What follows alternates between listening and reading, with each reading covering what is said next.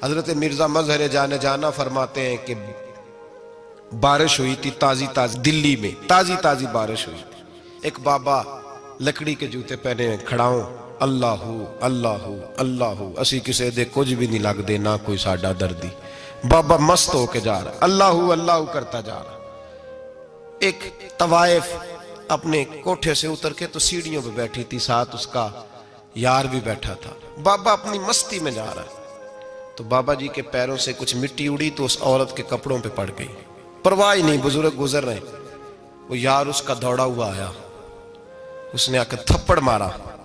का ख्याल नहीं सारे उसके कपड़े आलूदा कर दिए, तू किधर, तेरा दिमाग नहीं ठीक। बाबे ने नजर उठाई, का बेटे मैंने देखा नहीं, चल अल्लाह तेरा भला करे, तूने बदला ले लिया।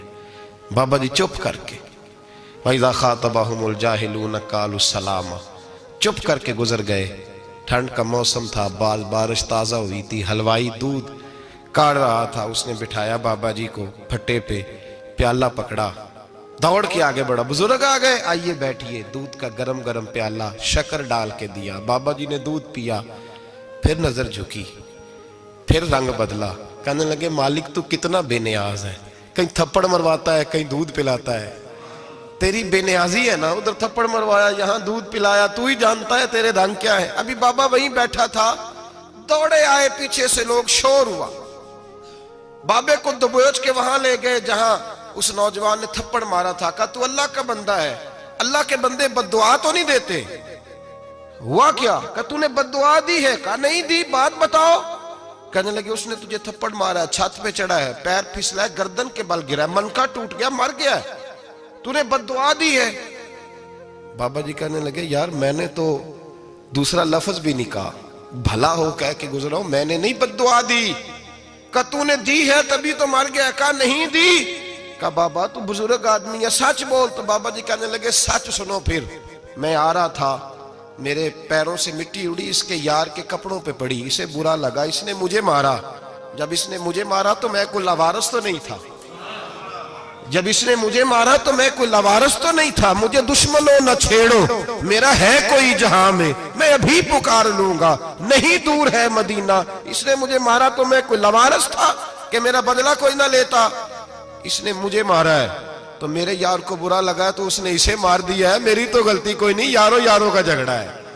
ये तो दोस्तों का झगड़ा है, ये तो यारों का झगड़ा है, कोई गलती नहीं मेरी, कोई गलती नहीं। खश खश जिन्ना कदर नहीं मेरा, वे मेरे साहब नू वड्याइयां, मैं ते गलियां दा रूड़ा कूड़ा, मैं गलियां दा रूड़ा कूड़ा, मैनू महल चढ़ाया है साइया, मैनू महल चढ़ाया है साइया।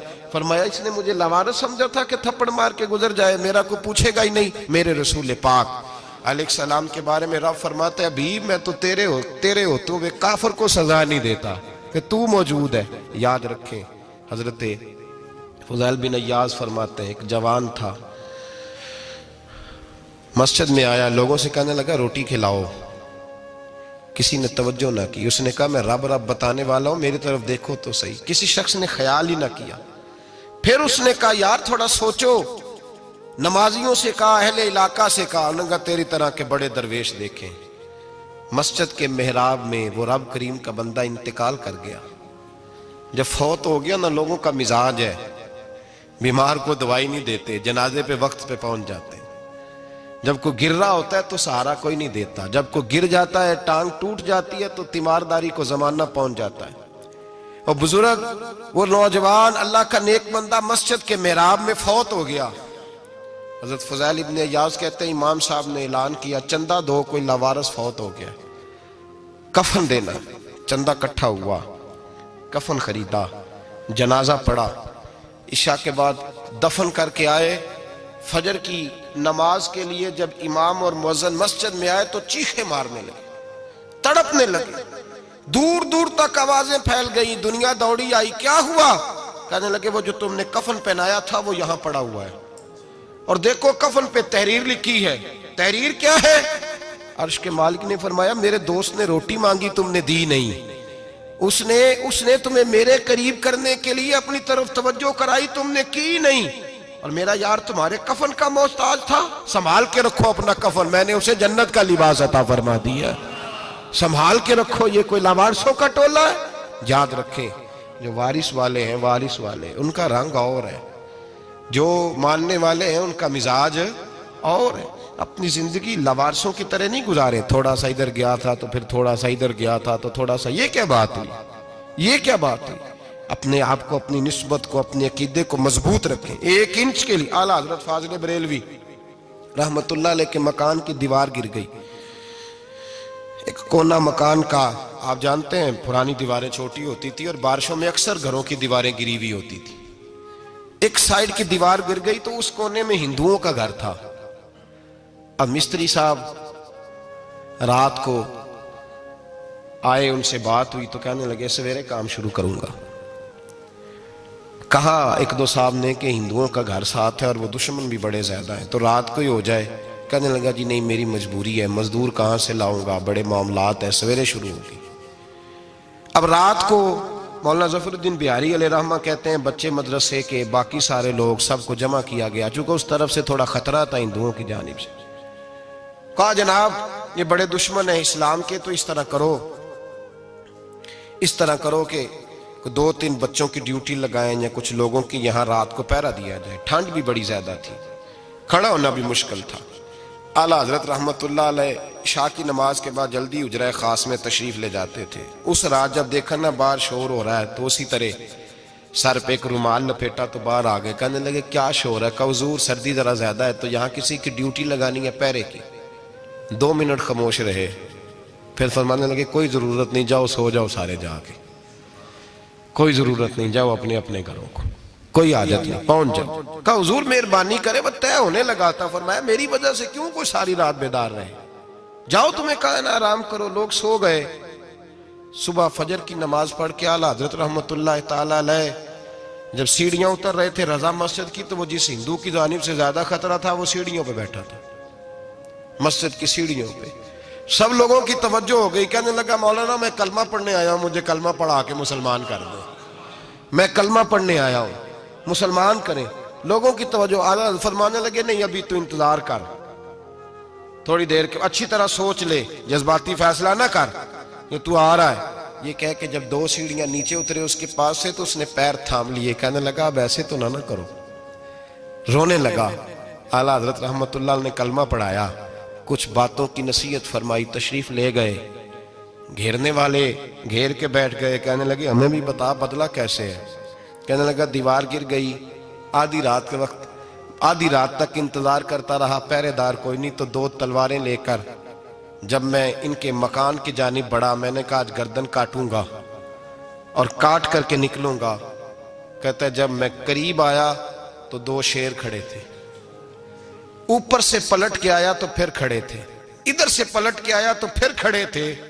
फरमाते हैं मैं 2 घंटे के बाद आया तो फिर पलट के खड़े थे, मैं फिर 1 घंटे के बाद आया, शहरी का वक्त हो गया तो फिर पलट के खड़े थे। अब मैं डर के भागा। कहते फाजिल बरेलवी ने अपनी खिड़की से मुंह बाहर निकाला। कहने लगे और कितना तजर्बा करेगा, मुझे तू लावारिस समझता है? लावारिस हूं मैं, और कितना तजर्बा करेगा, बस कर मान जा। मैंने कहा हुजूर ये कौन है, मुझे बताइए तो सही ये कौन है। तो कहने लगे मैंने सारी जिंदगी रसूलुल्लाह की अजमत का दिफा किया है, सारी जिंदगी गौसे आजम के नारे लगाए हैं। अभी तो ये मदद सिर्फ गौस पाक जैलानी की भेजी हुई है, अभी तो गौसे आजम की भेजी हुई मदद है। मौला अली अभी पीछे हैं, 2 जहां के महबूब अभी इससे पीछे हैं, वो तो अभी पीछे हैं, पीछे खड़े हैं कि जरूरत पड़ी तो हम भी तैयार बैठे हैं। ओ भाई आज रिवाज हो गया, रिवाज। मैंने 2-4 दिन पहले भी कहा था, लोग कहते हैं नहीं कोई नहीं जरूरत, सामने सारा कुछ नजर आ रहा है। ओ खुदा के बंदो याद रखो, निस्बत है बड़ी चीज, जाने तगो दो में। अगर किसी को निस्बत मुयस्सर आ गई ना, निस्बत, खाली दामन ही मिल गया, तेरे हाथ में कुछ है तो होनी चाहिए ना, खाली दामन ही तुझे किसी का मुयस्सर आ गया तो तू बच गया। अपनी निस्बतों की हिफाजत करें, इनको मजबूत करें, इन पर मेहनत करें, इन पर तवज्जो रखें। ये निस्बत जो होती है ना, निस्बत, ये देखे ना एक गत्ता है, आम किताब को लगा हुआ है तो जहां मर्जी रख दो, उसकी कोई कदर नहीं। लेकिन जो गत्ता कुरान मजीद को लग गया है उसको बगैर वजू छूना जायज है। एक पट्टे पे ईंट बनी है जो बाथरूम में लग गई, वहां बगैर जूते के जाया नहीं जा सकता, और जो मस्जिद में लग गई वहां जूते पहन के जाया नहीं जा सकता। ये निस्बत है बड़ी चीज। अगर मुयस्सर आए नसीब हो, अपनी निस्बत को मजबूत करके रखा करें, इसकी जौलानी का मुजाहरा किया करें।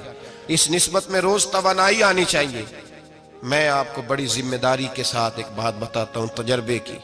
हमें जितना किसी ने आके कहा है ना निस्बत के खिलाफ, हमारी निस्बत उससे ज्यादा मजबूत हुई है।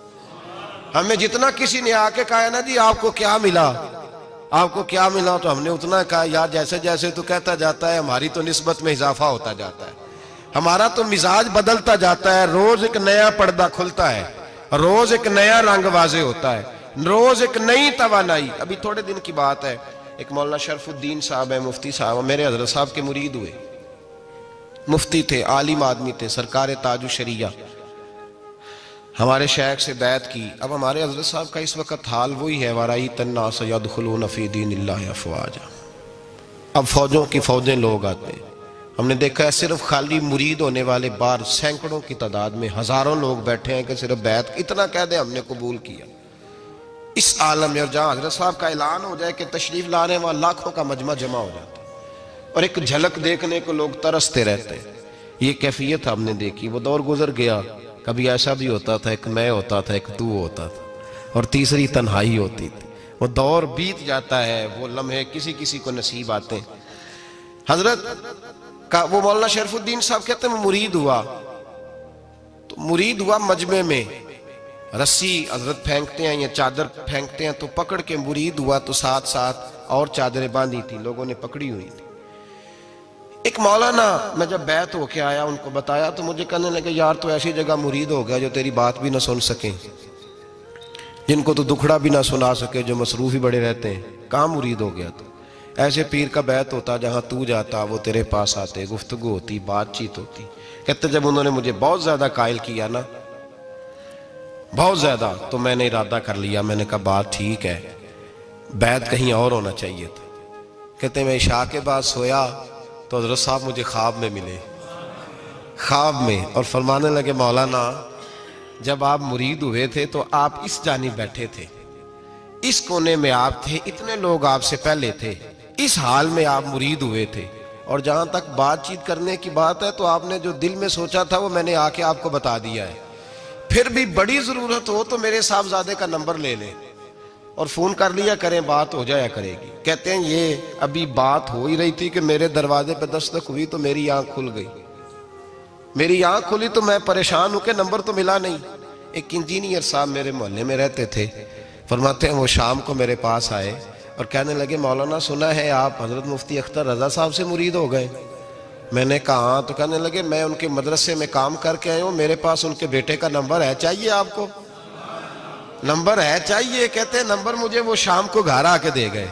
अब जब मैं आस्ताना नूर पे बरेली शरीफ मिलने के लिए हाजिर हुआ तो मेरे दिल में ख्याल आया, जब मैं अंदर गया ना तो मेरे दिल में ख्याल आया हुजूर ख्वाब जो आई थी, इतनी भी जल्दी क्या है, जरा ठहर जाइए, आप मिले जो थे तो साहब नंबर भी दे ही जाते। मेरे दिल में ख्याल आया तो सलाम अलैकुम के बाद हजरत कहने लगे मौलाना मुझे तो जल्दी कोई नहीं थी, आपके दरवाजे पे दस्तक हो गई थी, मुझे तो कोई जल्दी नहीं थी, आपका दरवाजा बजने लगा था, मुझे तो जल्दी कोई नहीं थी लौटने की। हर मुश्किल दी कुंजी यारो हाथ मर्दा दे आई, और मर्द नजर करे जिस वेले मुश्किल रहे ना काई।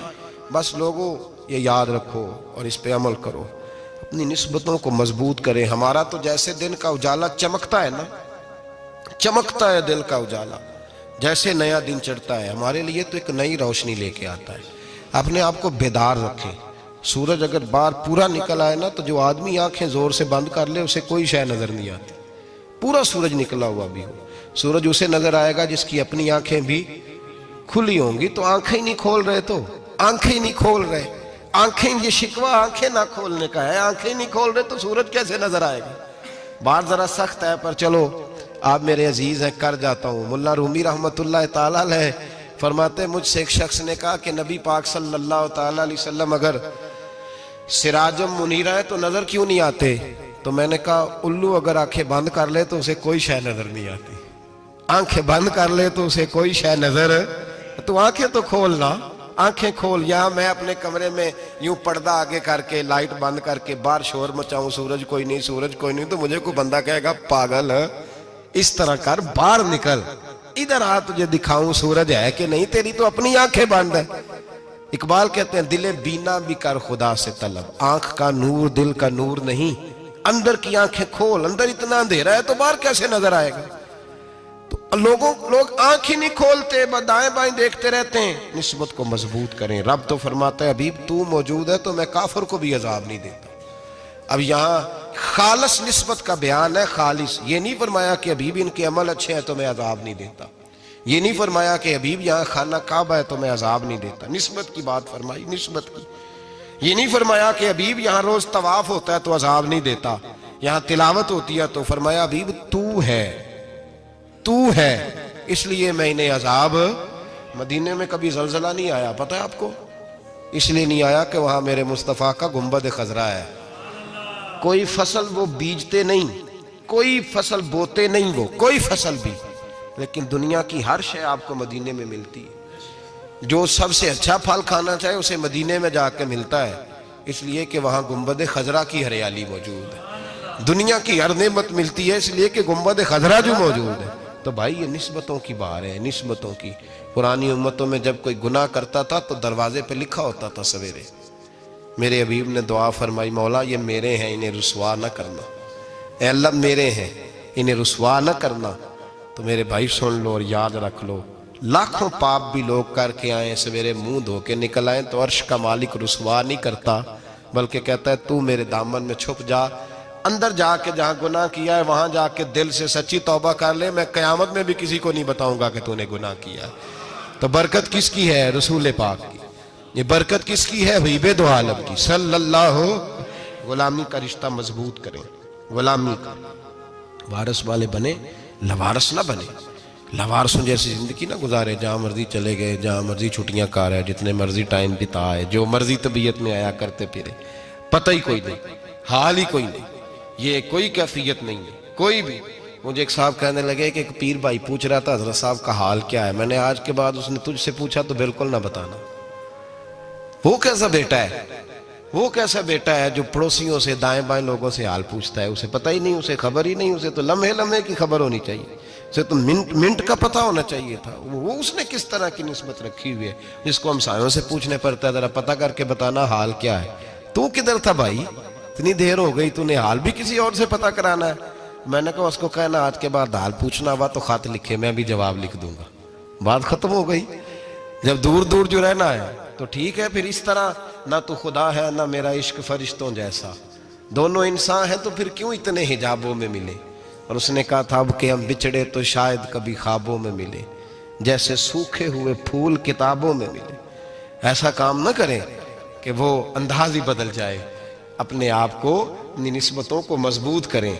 अल्लाह तबारक व तआला से दुआ और इल्तिजा है कि अल्लाह करीम हमें निस्बतों की मजबूती अता फरमाए, और अल्लाह तबारक व तआला हमें ये तौफीक दे कि हम समझ जाएं इस बात को कि असल बात है क्या, और असल की मजबूती कितनी ज़रूरी है, असल तक पहुँचना कितना ज़रूरी है। और ये भी याद रखें, अम्मा जब नाराज़ होती है ना, जब अम्मा नाराज़ होती है तो कहती है बस निकल जाती, फटाफट निकल जाती, दौड़ जा, कोई ताल्लुक नहीं। अब्बा भी कहता है आज आया तो टांगे तोड़ दूंगा, हाल ही कोई नहीं। और वही बेटा जाके 2 मिनट पैरों में बैठता है, कहता है अम्मा तुझे पता ही नहीं मैं कितनी टेंशन में था। तो वही अम्मा बाहर निकल के पहले बढ़ के मार रही होती है, हद कर दूंगी, फिर वही अम्मा कहती है बड़ा परेशान है बेचारा। ये कैफियत है, अपने आप को सही करें, अपनी निस्बतों को मजबूत करें, अहकामात पे अमल करें, महबूब की गुलामी तगड़ी करें। ये जो सुस्तियाँ हैं, कोताहियाँ, इनको दूर करें।